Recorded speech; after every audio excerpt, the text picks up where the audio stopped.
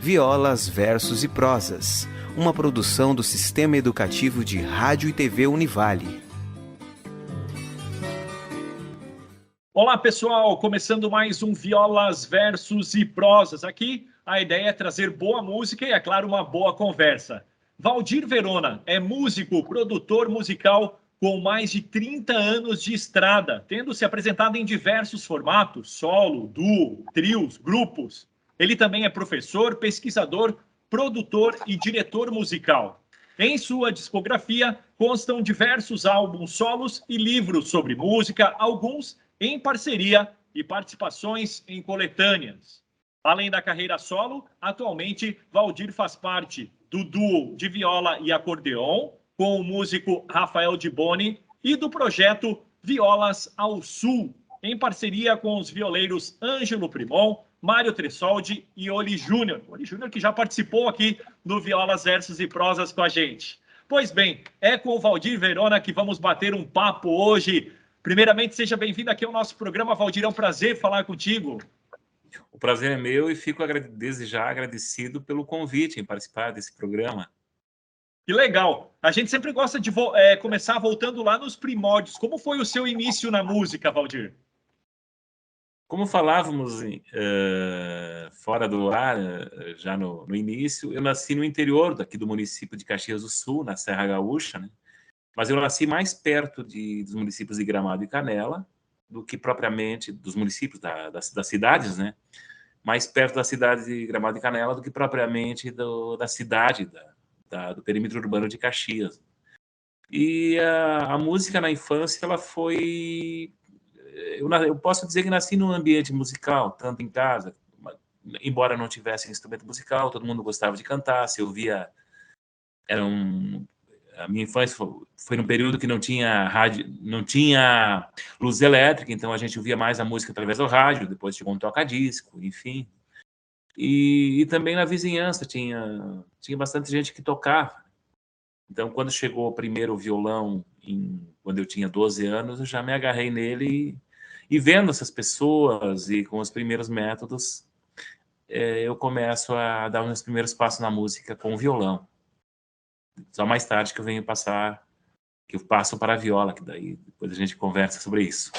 Uhum. E como é que foi? Eu falei ali no início, duo, trio, grupo. Como tu foi se adaptando e se moldando para chegar no artista que tu és hoje? Foram várias, como foi falado, são mais de 30 anos, né? Botei o pé na estrada em 1987. Então, eu tive várias parcerias, né, ao longo dessa estrada. Fui fazendo algumas que depois foram ficando para trás, ou vieram, assim como tudo na vida, né, foram vindo outros trabalhos. Então, seguiam alguns projetos solo e outros também em parcerias, né? Uhum. E essa transição, a gente já fica curioso aqui, do violão para a viola, ela é muito complicada? Como é que funciona essa transição? Ela, para mim, foi muito natural. Quando a gente morava no interior, à noite a gente ouvia rádios que chegavam de São Paulo. Então eu já ouvia essa música feita com viola através daquelas duplas que se apresentavam nos programas de rádio de São Paulo, né?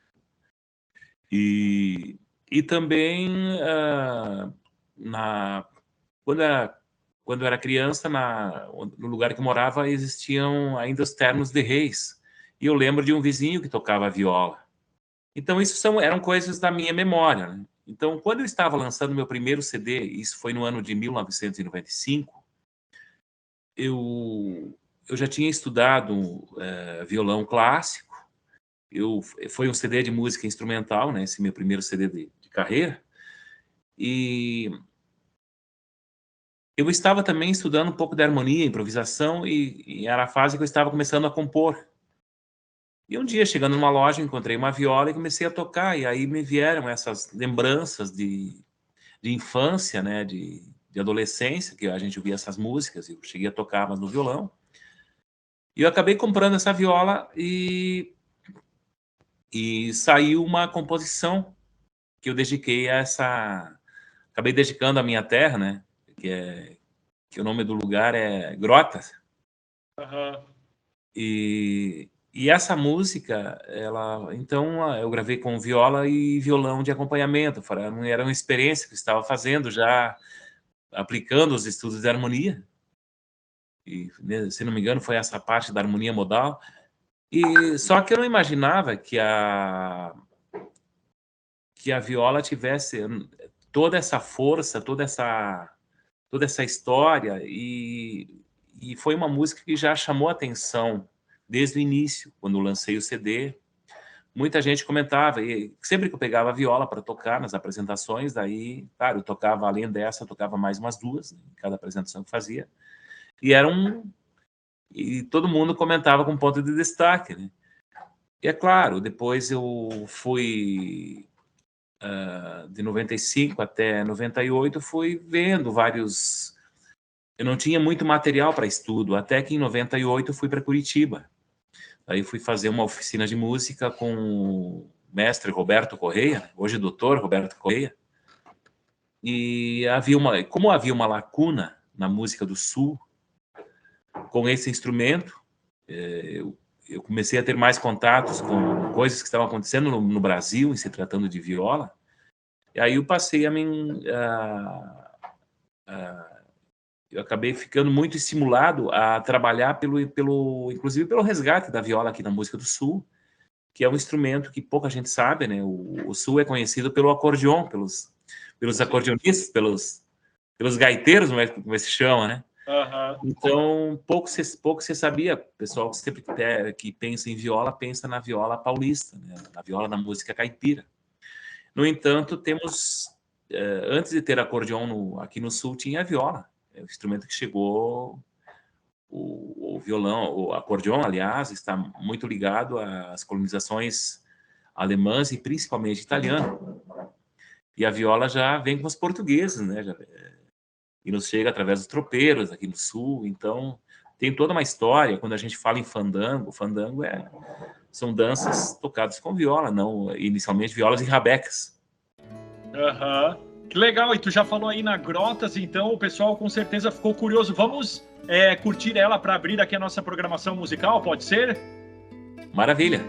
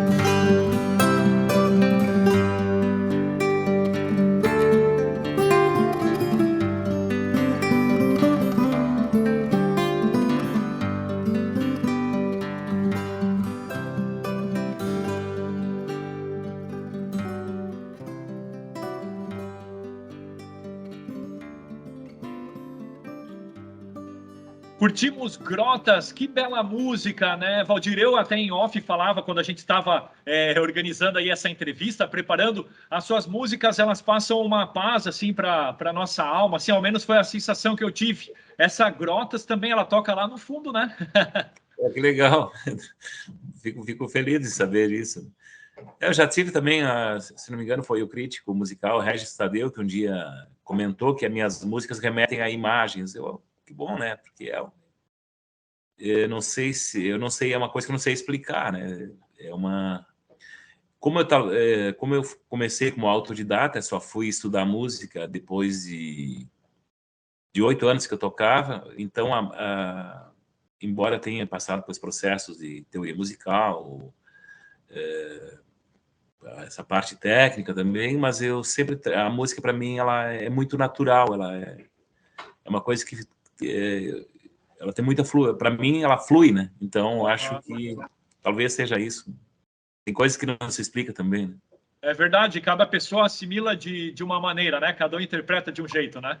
Exato, a música instrumental tem essa propriedade, né? Ela remete a imagens, né? E ela transmite coisas que as palavras às vezes não chegam, né?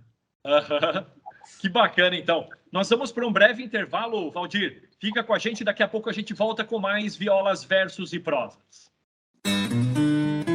Violas, Versos e Prosas volta já. Chegou a hora de escolher o seu curso e mudar o curso do planeta. Então venha para a Univale e ingresse com bolsa de até 100%. São diversas opções para você. Seletivo comunitário, Bolsa Enem, Top 30 presencial e ainda tem a Bolsa Transferências para quem vem de outra instituição de ensino superior. Acesse univale.br e inscreva-se em uma das melhores universidades da América Latina. Univale. Inscrições abertas para mudar o mundo. Estamos apresentando Violas, Versos e Prosas.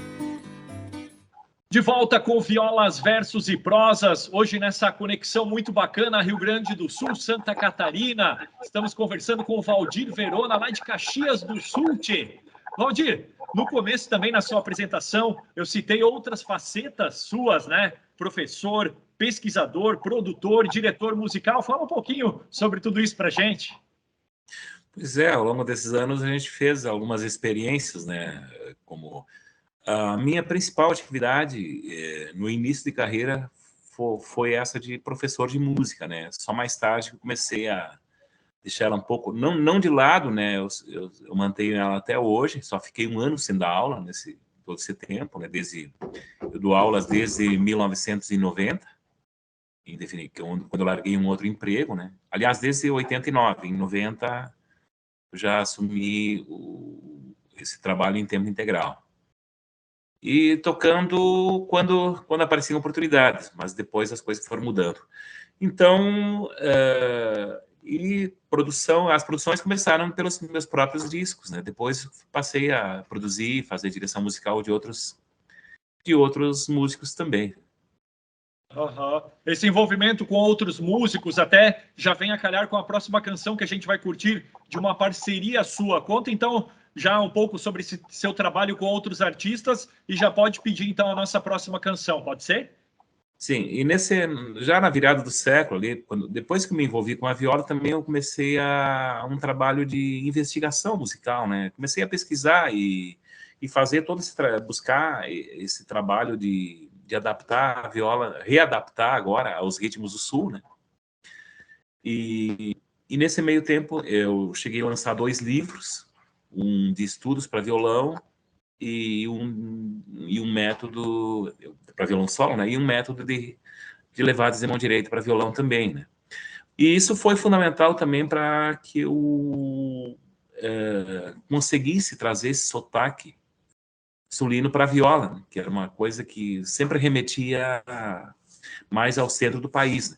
E nesse meio tempo surgiu a parceria com o Rafael De Boni, que é um acordeonista, né? Então tem até uma quadrinha popular no Rio Grande do Sul que diz que a gaita matou a viola, o fósforo matou o isqueiro, a bombacha o xiripá e a moda usa o campeiro, né?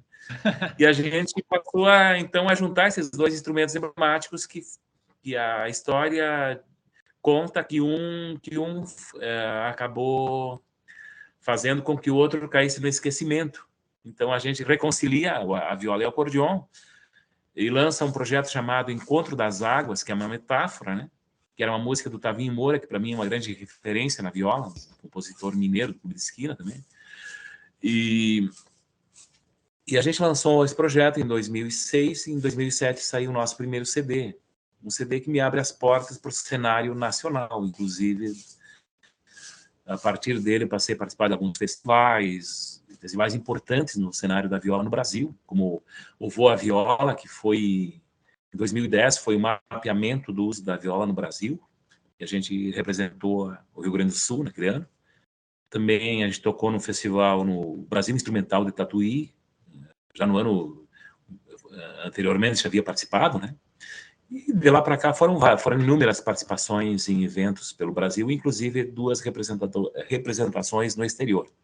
Mas vamos ouvir uma parceria minha com o Rafael, que é um chamamé chamado Entre Rios.